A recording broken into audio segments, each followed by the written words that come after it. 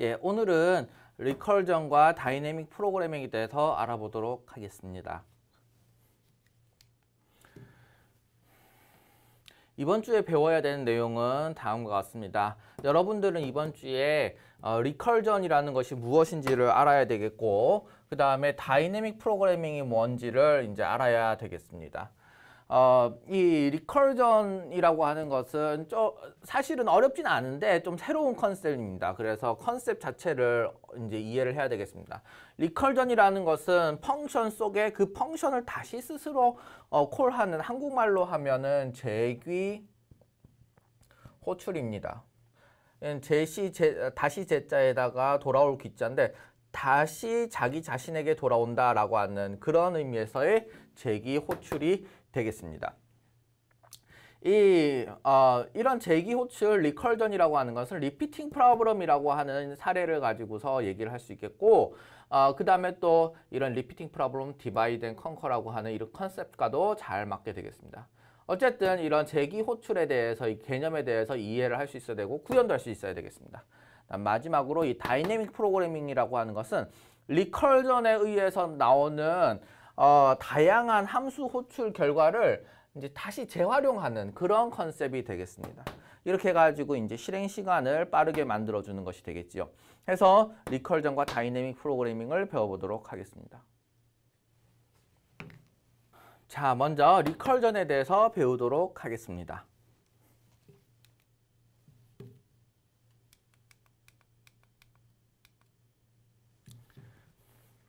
자, 우리가 리컬전이라는 것을 정확히 정의하기 이전에 먼저 리피팅 프로블럼이라는 게 무엇인지를 알아보고 또 디바이드 앤 컨커라는 것이 무엇인지를 배워보도록 하겠습니다. 여러분들 만약 여러분들이 하나의 회사를 경영하고 있다고 합시다. 여러분들이 CEO입니다. 그러면 예를 들면 우리 회사에는 600만 원이 필요하다. 600만 원이 필요하다라고 했을 때 그러면 사장 우리 예산은 이제 연간 600만 원이다 했을 때 아마 600만 원의 예산을 쓰는 그런 부서들이 있겠지요. 판매 부서는 나는 100만 원 있으면 돼요. 그 다음에 생산 부서는 300만 원 있으면 돼요. 그 다음에 R&D 하는 사람들 200만 원 있으면 돼요. 라고 해서 이렇게 해가지고 토탈 총계가 600만 원이 됐다라고 합시다. 그러면 이 판매 부서에서는 서울에서는 예를 들면 10만 원만 있으면 돼요. 부산은 얼마 있으면 돼요. 대전 얼마 있으면 돼요. 이렇게 또 다 나눠질 겁니다.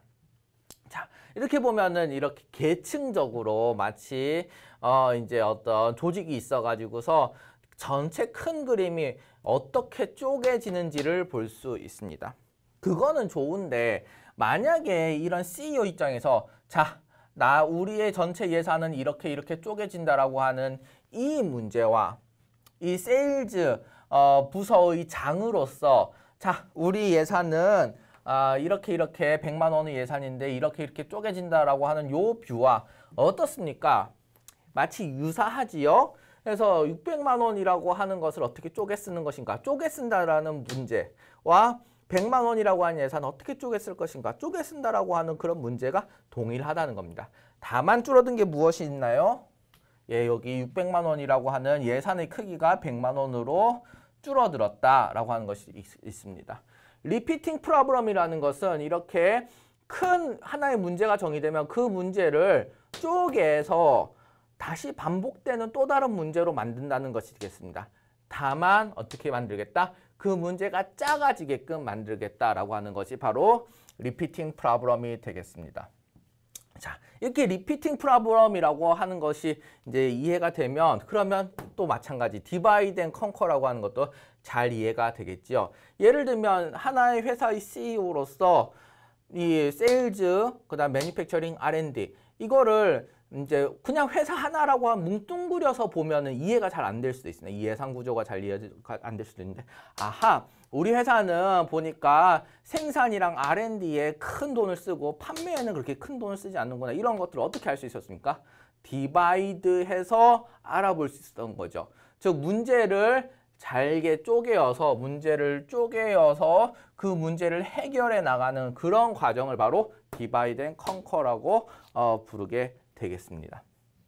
자, 그래서 우리 이런 리피팅 프로블럼의 문제를 보면 다음과 같이 얘기를 할 수 있겠죠. 뭔가 클래스가 있고 디파트먼트의 클래스가 있습니다. 그러면은 디파트먼트 중에 세일즈, 매니팩처링, R&D가 있고요. 그 다음에 버짓이라는 것을 칼큘레이트 하게 되어져 있습니다. 버짓이라는 것을 칼큘레이트 하는데 이 디파트먼트 속에 가면 또다시 버짓을 칼큘레이트 하는 게 있어가지고 그것을 썸하면은 상위 단계에서의 썸이 되고 그렇게 된다는 겁니다. 예를 들면 여기는 버짓을 다 썸하면 얼마가 되겠습니까? 100만 원이 되겠고 또 그 상위 단계 여기에 버짓을 다 썸하면 어떻게 되겠습니까? 600만 원이 되고 이런 식으로 그렇게 쪼개진 문제들을 다음과 같이 만들어 볼 수 있겠고 특히 재미있는 건 여기 보면 calculate budget이라고 하는 이 메소드 콜이 사실은 더 작은 레벨에서의 calculate budget 동일한 함수를 콜하게 된다라고 하는 것이 되겠습니다. 그래서 동일한 함수를 콜하는데 다만 분화된, 디바이드된 작은 문제로 동일한 함수를 콜하는 것이 바로 리컬전이 되겠고 그게 바로 리피팅 프로블럼을 프로그램으로서 풀어보는 과정이 되겠습니다. 그리고 그 컨셉은 디바이드 앤 컨커를 따른다라고 하는 것이 되겠습니다. 이거는 뭐 좀 재밌게 보는 것인데 이게 바로 러시아의 전통적인 인형입니다. 러시아의 전통적인 인형인데 이 인형이 어떤 구조로 되어 있냐면은 큰 인형 속에 요 작은 인형 있고 작은 인형 속에 요 작은 인형 있고 요 작은 인형 속에 여기 있고 여기 인형 속에 여기 이렇게 있습니다. 그래서 5개의 인형이 속에 다다다닥 들어가서 나중에는 요 인형이 요 속에 딱 들어가면 인형이 하나밖에 안 남게 되는 것이죠. 이것은 어떤 형태가 되겠습니까? 예, 이것도 마찬가지로 리피팅 프로블럼의 형태를 가지고 있습니다. 이건 디바이드는 안 된 상황이 되겠죠. 하지만 동일한 형태의 인형을 스몰 사이즈로 쭉쭉쭉쭉 이렇게 내려가는 것, 즉 사이즈가 작아지면서 리피팅 되고 있는 것을 볼 수 있습니다. 그래서 리피팅 프로블럼이라고 우리가 볼 수 있는 것입니다. 자, 우리 리피팅 프로블럼의 좀 더 다양한 예제를 한번 보도록 합시다. 예를 들면 다음과 같은 것이 있습니다. 팩토리얼, 여러분 팩토리얼 아시죠? 팩토리얼 어떻게 표현합니까? 예, 맞습니다. 10에 느낌표 딱 붙여주면 이것은 10 곱하기 9 곱하기 8 곱하기 두두두두 곱하기 1까지 가는 이게 바로 팩토리얼이 되겠죠. 이 팩토리얼 구조도 무엇입니까? 이것도 리피팅 프로블럼의 구조를 가지고 있습니다. 어떻게 리피팅 프로블럼의 구조를 가지고 있느냐? 예를 들면 팩토리얼을 정의하는 것은 이게 바로 요 정의가 되는 것이죠. n이 있으면은 n부터 1까지 쫙 곱한다라는 것이 되겠고 이게 왜 팩토리얼이 리피팅 프로블럼이냐면은 여기서 n을 곱한다는 것은 따로 떼놓고 요 밑에 있는 것은 어떻게 되겠습니까? 이것은 바로 또다시 n-1 팩토리얼이 된다는 것이 되겠습니다. 그래서 이것도 마찬가지로 펑션 속에 요 팩토리얼이라고 하는 요 펑션 속에 n 사이즈였는데 이게 n-1 사이즈로 하나가 줄어들면서 동일한 펑션을 콜하게 되겠다. 리피팅 프로블럼의 전형이 되겠습니다. 자, 또 다른 예제를 한번 봅시다. 우리 이거는 뭐가 되겠습니까? 한국말로는 예, 맞습니다. 최대 공약수가 되겠죠. 최대 공약수를 구하는 GCD를 구하는 그런 방식이 되겠습니다. 32와 24를 최대로 공통으로 나머지 없이 나눌 수 있는 정수는 무엇일까요? 바로 8이 되겠죠. 그래서 요거 하면은 4로 나눠지고 3으로 나눠지고 나머지는 다 0이 되게 되어 있습니다.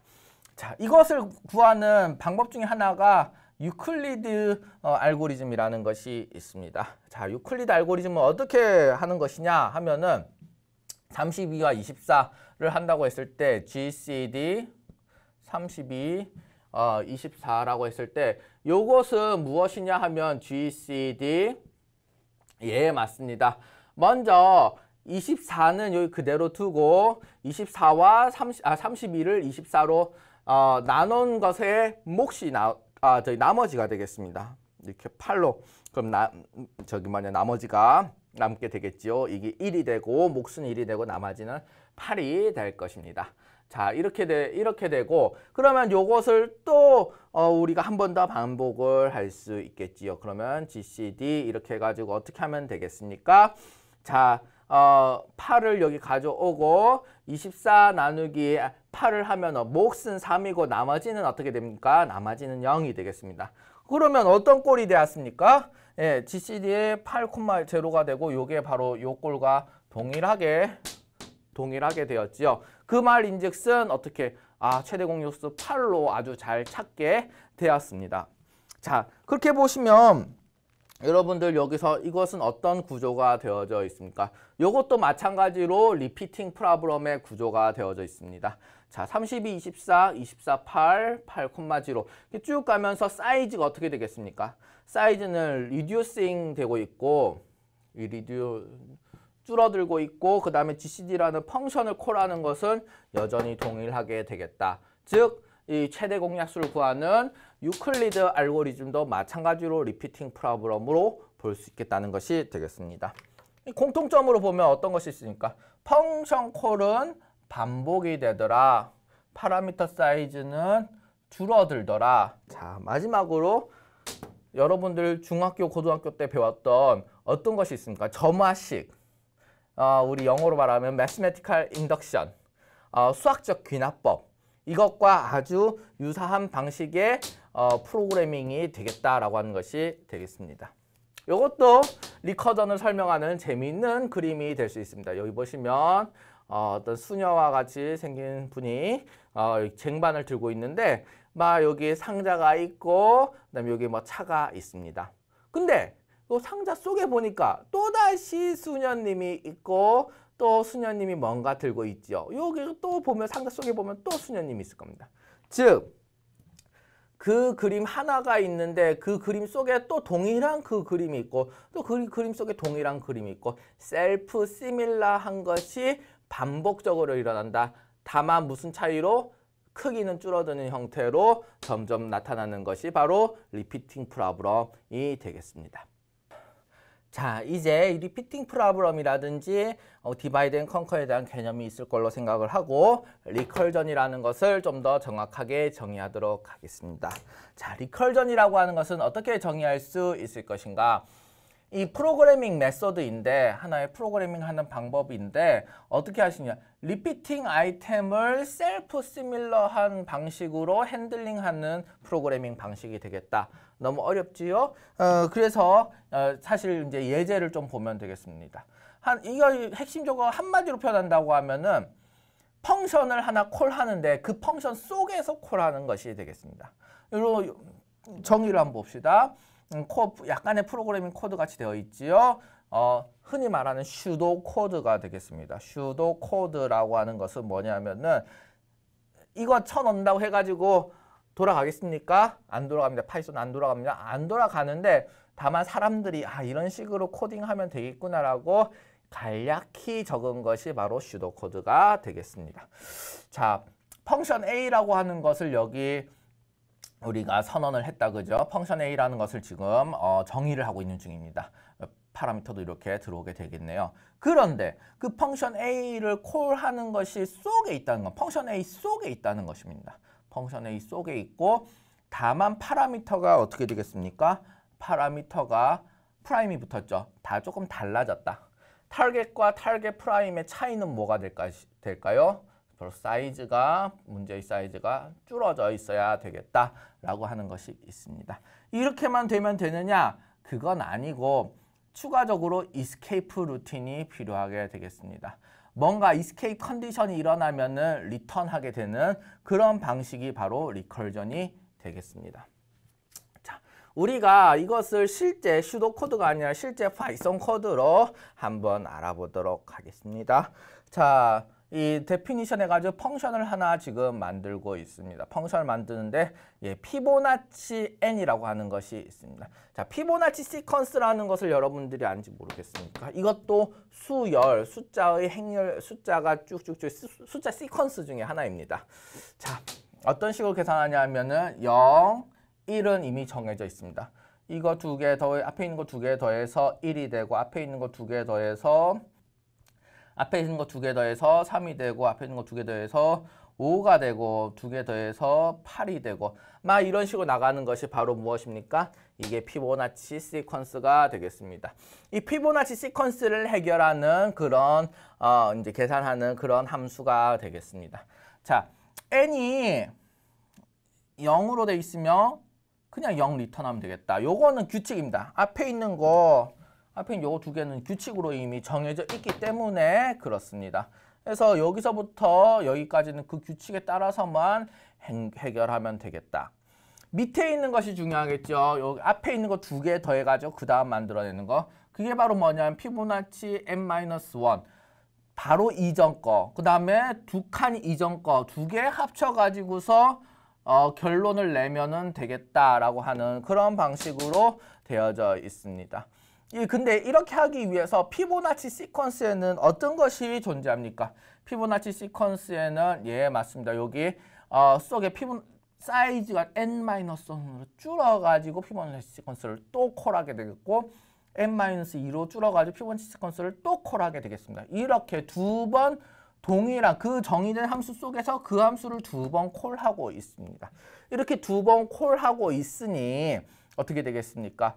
다시 요걸 하면은 요 함수가 콜되는데 좀 작은 사이즈로 콜되고 요 함수가 또다시 콜되는데 좀 작은 사이즈로 콜되고 이렇게 되었습니다. 자, 여기 탈출 구문은 어디 있을까요? 탈출 구문은 예 맞습니다. 여기에 있습니다.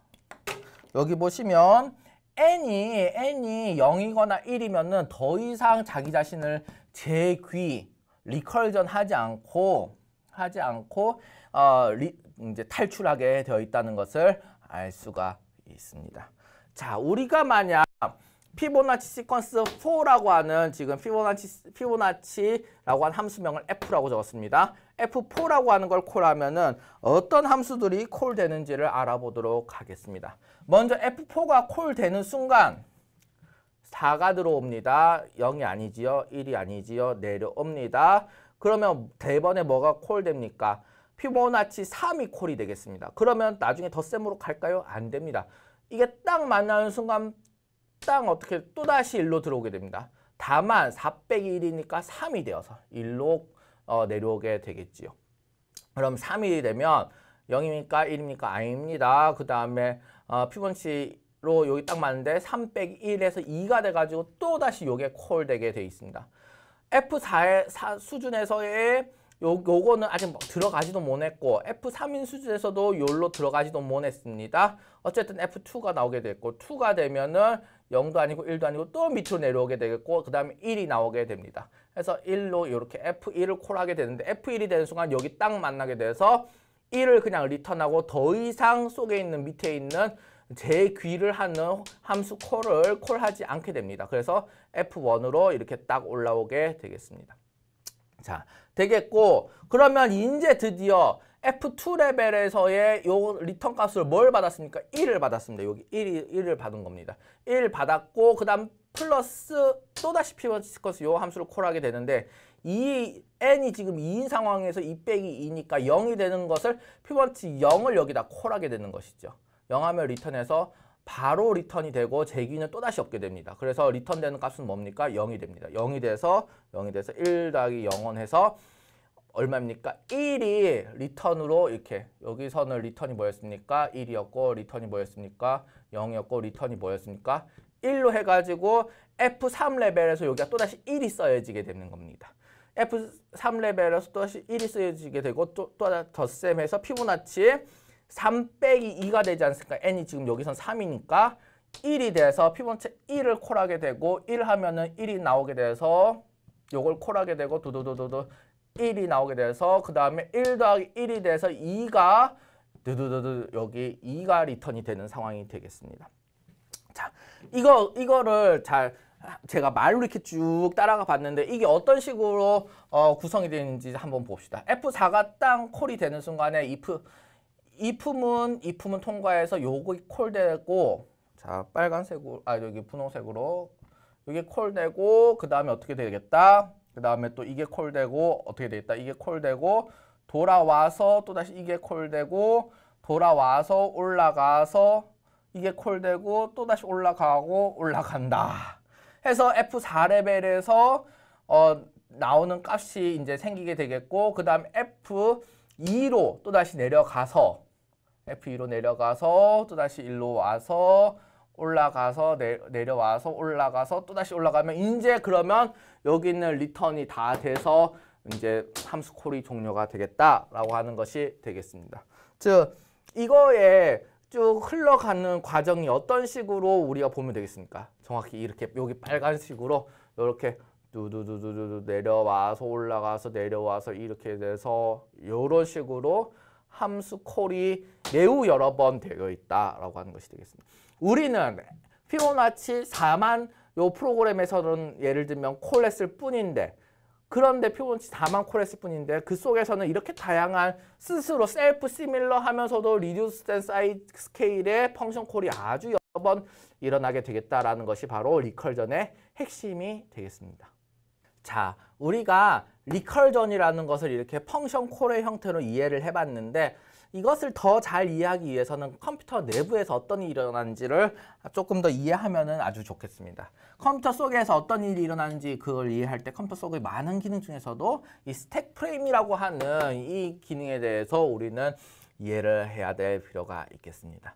자, 펑션에 대해서 리컬전이라고 하는 것은 대기 호출이 계속 일어납니다. 함수 속에 함수가 콜되고 또다시 함수 속에 함수가 콜되는 것이 이렇게 여러 개 있는 것입니다. 이거는 이런 함수 콜은 컴퓨터 내부에서 어떤 일이 발생시키느냐 하면은 스택 프레임이라고 하는 곳에서 아이템을 인크리즈 시켜줍니다. 교수님 들어봤습니다. 스택이라는 거 지난주에 배운 거 아닙니까? 맞습니다. 스택 프레임이라고 하는 것은 바로 스택입니다. 스택인데 어떤 스택이냐? 특별한 목적을 가진 스택이겠죠? 펑션 콜의 히스토리, 펑션 콜이 진행된 역사를 기록하고 있는 그런 것을 우리가 스택 프레임이라 하겠습니다.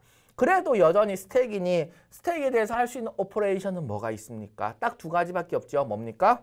푸시와 팝밖에 없겠습니다. 푸시와 팝을 그럼 어떻게 정의하느냐? 스택 프레임에서 푸시라고 하는 것은 언제 일어나느냐? 펑션이라는 것이 콜 되면, 인보크드 되면은 푸시, 스택 프레임에 푸시가 일어나겠다. 그 다음 팝이라는 것은 언제 일어나느냐? 펑션이 리턴을 히트해가지고 펑션을 밖으로 나가게 되면 그러면 팝이 일어나겠다라고 하는 것이 되겠습니다. 푸시와 팝이 정의가 돼 있으면은 그럼 이 스택 프레임에 데이터를 넣었다 뺐다 할 수가 있겠죠. 자, 그 다음 어떤 것을 저장해 넣느냐가 또 핵심이 되겠습니다. 이것은 로컬 베리어블과 펑션 파라미터를 저장해 놓게 되겠습니다. 로컬 베리어블이라는 것은 뭐가 되겠습니까? 예, 맞습니다. 펑션 속에서만 접근 가능한 펑션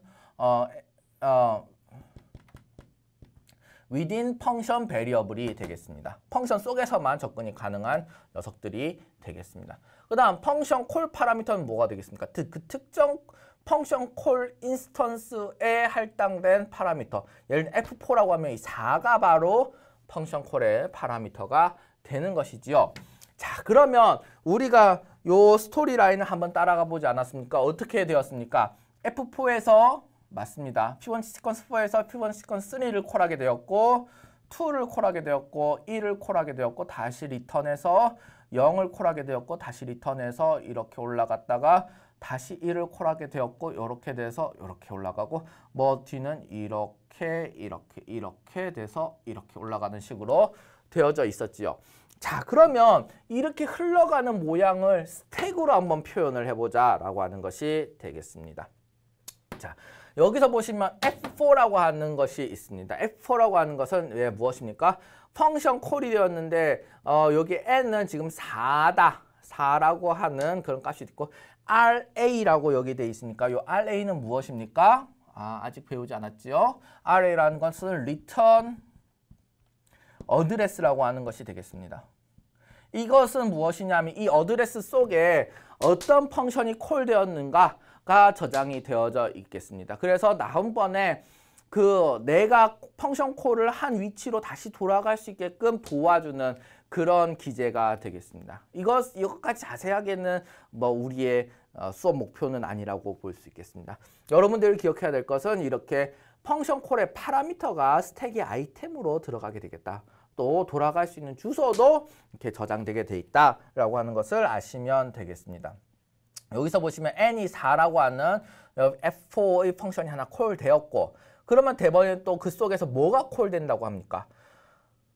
그 속에서 펑션이 인보크 되기 때문에 팝은 안 되고 바로 또 푸시가 또 일어나서 스택 속에 하나 더 쌓였습니다. 그래서 F4, F3라고 하는 것이 지금 또 쌓이게 되었죠. 그 속에서 또다시 뭐가 F3 끝났습니까? 안 끝났습니다. F3 속에서 또다시 F2를 한 번 더 콜하게 됩니다. 콜하게 되겠고 F2 속에서는 또다시 F1이라고 하는 것이 콜하게 되겠습니다. 자, 그러면 요 상황이 여기선 어떤 상황일까요? 예, 맞습니다. 바로 여기 있는 콜까지 된 상황이 바로 요 스택 프레임의 요 펑션 콜까지 된 상황이 바로 요 스택 프레임의 상황이 되겠습니다. 자, 그러면 F1은 콜 되는 순간에 어떻게 되겠습니까? 바로 맞습니다. 1을 리턴하고 다시 돌아오고 리턴하게 되겠죠. 리턴하는 순간에 뭐가 일어난다고 했습니까? 바로 팝이 일어난다고 하였지요.